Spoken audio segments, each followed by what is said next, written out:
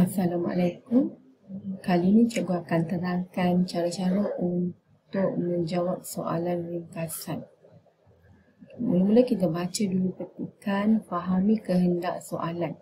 Baca petikan di bawah dengan teliti. Berdasarkan petikan tersebut, tulis sebuah ringkasan tentang faedah-faedah mengamalkan nilai-nilai murni. Panjang ringkasan anda adalah antara 80 hingga 100 patah perkataan.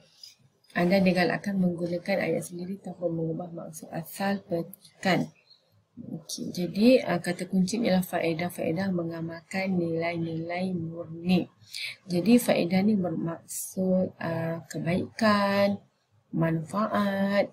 Jadi faedah ni sebenarnya apa yang kita dapat. Okey, apa yang kita peroleh. Jadi untuk mencari isi penting, pelajar perlu mencari perkataan yang sesuai untuk faedah. Sepertinya dapat, okey, boleh. Okey, pelajar juga boleh mencari penanda wacana dalam petikan. Kemungkinan selepas penanda wacana, ayat tersebut merupakan isi penting. Di sini cikgu telah gariskan beberapa kesemua isi penting.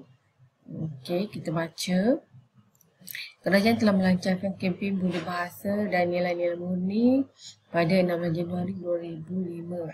Apabila menyebut nilai murni, sifat ini merangkumi tingkah laku seperti amanah, jujur, berdisiplin, bertimbang rasa, bertolak ansur, bekerjasama, gigih, saling menghormati, bersemangat patriotik dan bertanggungjawab.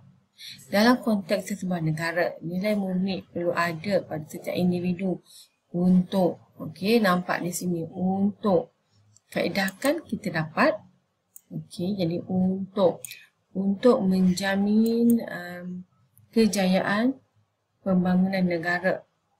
Rakyat yang mengamalkan nilai murni sebagai cara hidup dapat, di sini dapat sebab faedah kan, okey, dapat melengkapkan diri dalam menghadapi negara maju. Hal ini berlaku kerana sumber tenaga manusia menjadi input yang paling asas dalam ekonomi negara. Dengan itu, nilai murni, jelas di sini, nilai murni dapat, dah disebut kata kunci. Jadi satu lagi perkataan yang pelajar perlu ambil kira ialah nilai murni. Nilai murni ni kan nilai murni, kata kuncinya nilai murni. Jadi untuk mencari isi penting, pelajar mesti mencari kata kuncinya, okay, faedah. Okay, faedahnya biasanya nak menjurus kepada faedah dapat, untuk. Okay, kata nilai murni itu sendiri. Dan pelajar cari penanda wacana. Okay. Di sini, okay. Di sini cikgu letak isi 1, 2 sampai 8. Sebenarnya ada 8 isi penting. Okey, mengapa cikgu tulis nombor di sebelah ni? Okey. Tujuannya supaya senang pelajar untuk mengenal pasti bilangan isi penting yang pelajar telah jumpa atau telah dapat dalam petikan.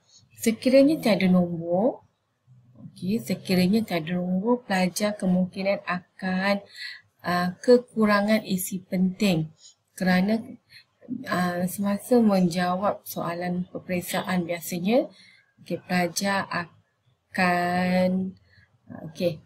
akan susahlah untuk mengira semula. Jadi di sini bila membaca petikan dah jumpa isi penting yang sesuai, pelajar garis dan tulis nombor di tepi. Okey, yang ini nombor 1 sini sebenarnya. Okey. Okey, nombor 1 di sini, nombor 2 di sini. Okey. Dia ikutlah. Okey, sepatutnya tadi cikgu buat dah betul. Okey, dia dah dia dah lari dah.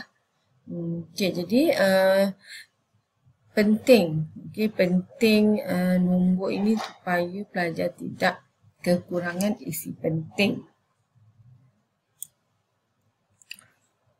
Okey, jadi setelah pelajar menggaris isi penting dan menulis nombor, jadi secara tak langsung pelajar sudah tahu bilangan isi penting yang ada.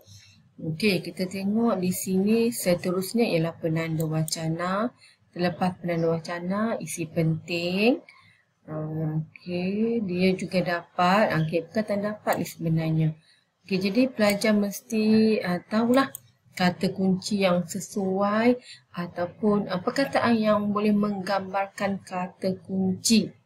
Okey, di sini ada 8 isi penting. Sebenarnya petikan ni agak mudah. Kalau pelajar tidak dapat mencari kesemua isi penting, sebenarnya sangat merugikan. Okey, sangat merugikan. Okey, setelah pelajar telah mengenal pasti isi penting, sekarang cikgu nak terangkan cara untuk menulis ringkasan. Okey, ini isi penting. Okey, ringkasan di bawah ni. Okey.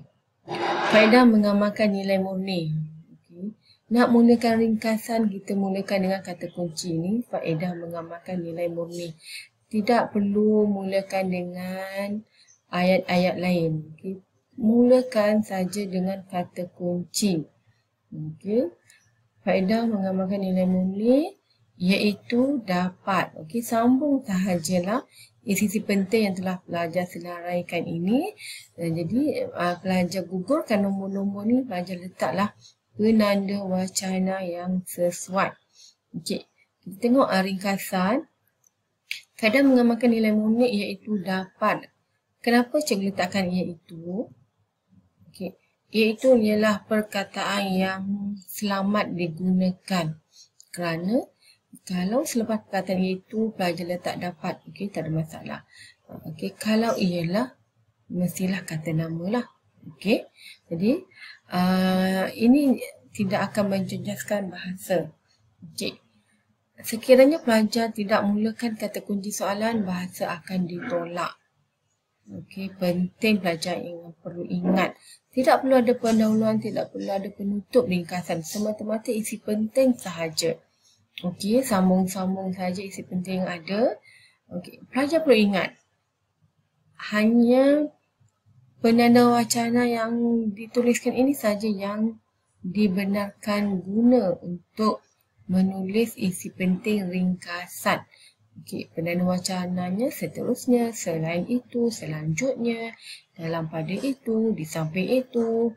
Okey, akhir sekali untuk isi yang terakhir. Okey, kemudian apa lagi?